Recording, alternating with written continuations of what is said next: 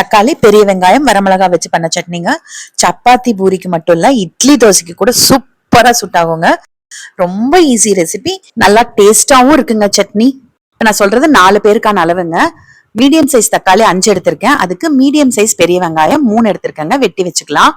ஒரு வாணலியில ஒரு 4 ஸ்பூன் அளவுக்கு எண்ணெய் ஊத்திட்டு ஒரு 5 வரமிளகாய் சேர்த்திக்கோங்க. முதல்ல இந்த வரமிளகாவை லைட்டா ஃப்ரை பண்ணிடலாம். அப்பதான் கலர் பாத்தீங்கன்னா கொஞ்சம் நல்லா ரெட்டா இருக்கும்.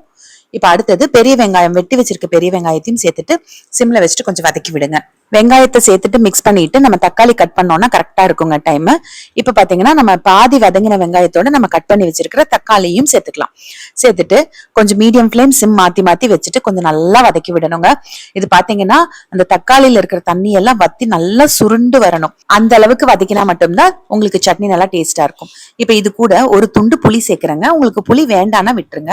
கொஞ்சம் கருவேப்பிலை, கொஞ்சம் கொத்தமல்லி தலையும் சேர்த்துட்டு கலந்து மட்டும் விட்டுட்டு அடுப்பு ஆஃப் பண்ணிருங்க. வதக்க தேவையில்லை.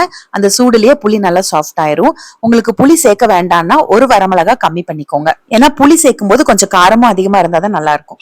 நல்லா ஆறினதுக்கு அப்புறமா மிக்ஸி ஜார்ல சேர்த்துட்டு தண்ணி இல்லாம கொஞ்சம் நல்லா நைஸா அரைச்சு எடுத்துக்கோங்க.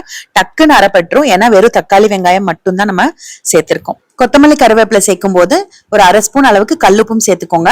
ரொம்ப தண்ணியா இருந்தா இந்த சட்னி நல்லா இருக்காதுங்க. மிக்ஸி ஜார்ல ஒரு 1/4 டம்ளர் அளவுக்கு தண்ணி கலந்துட்டு ஊத்திட்டு மிக்ஸ் பண்ணி சேர்த்துக்கோங்க. வேணும்னா தாளிச்சுக்கோங்க. இட்லி தோசைக்கு ரொம்பவே நல்லா இருக்கும். சப்பாத்தி பூரிக்கும் சூப்பரா இருக்குங்க. சட்னி அளவு அதிகமா வேணும்னா ஒரு கைப்பிடி அளவுக்கு தேங்காய் சேர்த்து அரைச்சுக்கோங்க.